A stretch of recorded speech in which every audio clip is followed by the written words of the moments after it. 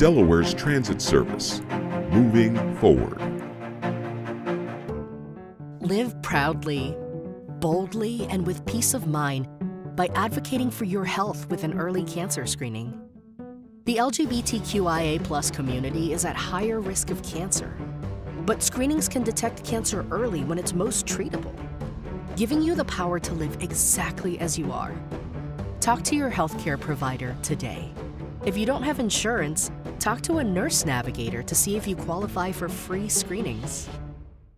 New today, burned up over burnouts. What's being done about these so-called unsanctioned car meets in our area? Plus, the final full week of the unofficial summer season is upon us. And for those at our beaches, it could be a rough one. And Newcastle County residents should be seeing a bit of relief in their property taxes, but some may be seeing more relief than others. We'll explain. Those stories and much more straight ahead tonight on DETV News.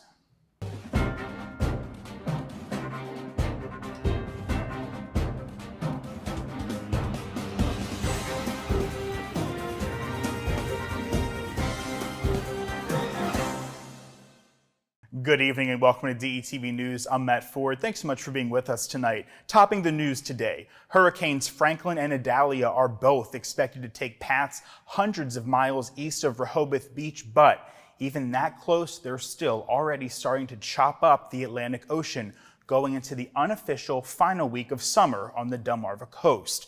The National Weather Service placed the Delaware beaches into a high rip current risk starting today. The timing of the two storms is poor as local lifeguard units are at their lowest levels of the summer, as beach patrols stocked with college students ready to go back to school over the past couple of weeks. Now, if you do venture into a rip current, you should attempt to signal for help, but try to remain calm. It's recommended you focus on staying afloat or, if possible, swim parallel to the shore until you find a break in the current and you can find your way back to the beach. You should not swim directly against the rip current, as you'll have a better chance of tiring yourself out than actually making progress. Now, according to the National Weather Service, there have been 72 fatalities this year along the United States beaches, including one in Ocean City, Maryland. Both Rehoboth Beach and Ocean City, Maryland are scheduled to have lifeguards daily through September 23rd, although in limited quantities. In other news, police are investigating a shooting on Route 141 that left a passenger in a vehicle with a gunshot wound to his leg. Late Sunday afternoon, troopers found the wrecked vehicle stuck under a guardrail, as you see here. The 18-year-old woman who was driving the car suffered minor injuries, and the 19-year-old shooting victim was also hospitalized. Detectives found several bullet casings in the area. Someone in a red sports car apparently fired the shots, but no information about a suspect is available. Anyone with information is asked to contact Delaware State Police at the number on your screen.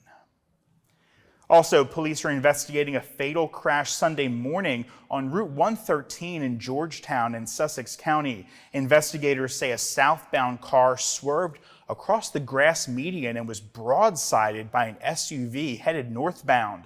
Officials said two of the injured were trapped in the wreckage of the car, which required firefighters to remove all four doors of the car, cut the flap and roof, and displace the dash to get them out. The passenger in the car, an 18-year-old woman, did die at a local hospital. The driver, a 39-year-old woman, was treated for non-life-threatening injuries. A 4-year-old boy in the back seat was seriously hurt. And police and local lawmakers are looking at ways to interrupt these so-called unsanctioned car meets that are damaging property, fraying nerves, and even led to a shooting death earlier this month in Red Lion. The latest event took place Saturday night at Pike Creek Shopping Center. Videos splashed across social media showed cars doing burnouts, donuts, and drifting across the parking lot. Folks on social media claim there was littering in the streets with alcohol bottles, and the noise, they say, could be heard from a mile away. The events are called unsanctioned because property owners have not approved of these gatherings. An incident back on August 20th at the Delaware Logistics Center in Red Lion resulted in a shooting which killed a 17-year-old boy. State Representative Mike Ramone said after similar behavior at past car meets on our local roadways, law enforcement, the Attorney General's office, and lawmakers were able to develop a response plan. Those rules, however, may be difficult to impose on an unsanctioned gathering in a parking lot off the roadways. A town hall meeting is set in the works for September. And speaking of cars, as summer comes to a close, the Office of Highway Safety reminds drivers to stay sober on the roads. The Office of Highway Safety reports impaired driving crashes and arrests are on the rise, and alcohol-related crashes often spike this time of year. During last year's Labor Day weekend alone, there were 5 fatal crashes, 3 involving impaired driving. In 2022, impaired driving resulted in 104 serious injuries and over 4,600 arrests on Delaware roads, with men contributing to 83% of impaired driving fatalities. Now, officials say before you head out, think of alternatives to get home. Anything from calling a friend or planning ahead of time to have a designated driver or using a rideshare app. State and local law enforcement officials are participating in what's called the Drive Sober or Get Pulled Over high visibility enforcement period that's happening now through September 4th. And a judge has dismissed a lawsuit alleging that Governor Carney and his administration violated the state constitution with COVID-19 restrictions on churches. The case involved pastors from Townsend and Wilmington. They aimed to prevent current and future governors from blocking religious activities. The lawsuit, initially heard in Chancery Court, was later moved to Superior Court.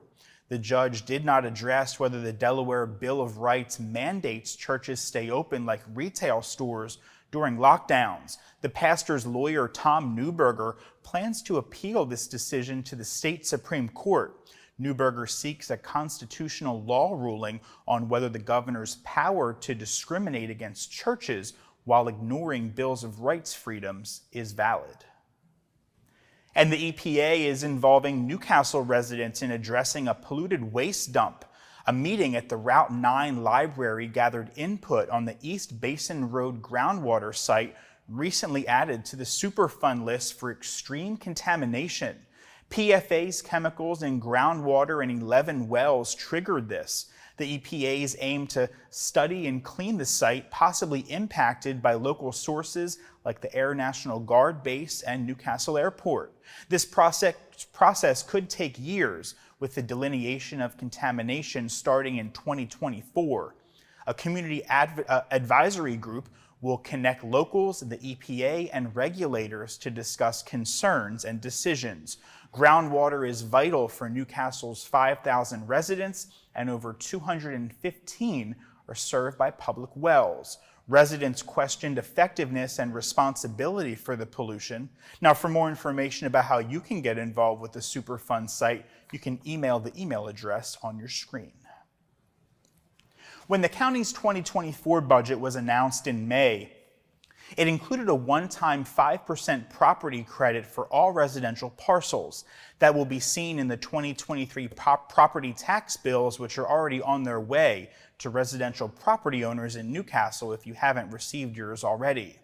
Now, Newcastle County Executive Matt Meyer says that despite the county's community investments, they have repeatedly run surpluses in recent years, leaving the county with over $100 million in reserves. As bills begin to arrive, Meyer notes that with those who live in one of the county's 14 incorporated municipalities, which includes Wilmington as well as Newark, they're going to see less money back. Here's why. County residents who live in municipal areas get the same percentage decrease, but because your county taxes each year are probably between $50 and $300, 5% of that number is going to be a lot smaller than 5% of, say, $600 to $2,000 that residents in unincorporated Newcastle County pay. Homeowners who pay property taxes as part of their mortgage payments can look for the savings in their escrow accounts. And the Food Bank of Delaware has unfortunately witnessed an upsurge in assistance demand to inflation and the end of expanded SNAP benefits. Despite steady numbers after the end of the emergency SNAP benefits, the organization anticipates effects similar to those states whose benefits actually ended earlier than the state of Delaware's. The food bank associates increased demand with back-to-school expenses.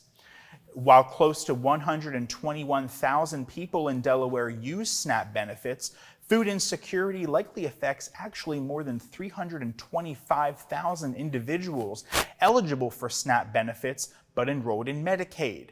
The Food Research and Action Center is advocating for legislation to expand benefit eligibility through the Farm Bill. That's a package of legislation passed once every 5 years and is up for reauthorization this year, covering programs ranging from crop insurance for farmers to healthy food access for low-income families. And speaking of our good friends at the Delaware Food Bank, 9 students of the Food Bank of Delaware's Culinary School celebrated their achievements at a graduation ceremony last week, emphasizing second chances and pursuing passions. In 14 weeks, these folks gained culinary skills, serve safe certifications, as well as learning the importance of teamwork and time management. Graduate Clarissa Haglid found a lifeline in the program, noting its positive impact on her mental health and confidence. Kamika Moore, seen here, facing adversity after a divorce and injury, found hope through the homeless shelter Sojourner's Place and the Culinary School. The next 14-week program begins on September 11th. You can learn more at fbd.org. And that's going to do it for tonight's edition of DETV News. Be sure to follow DETV across your favorite social media platform, and for a look at what's happening around Delaware, head to our website. That's detvch.com. With tonight's news, I'm Matt Ford. I'll see you again here tomorrow night.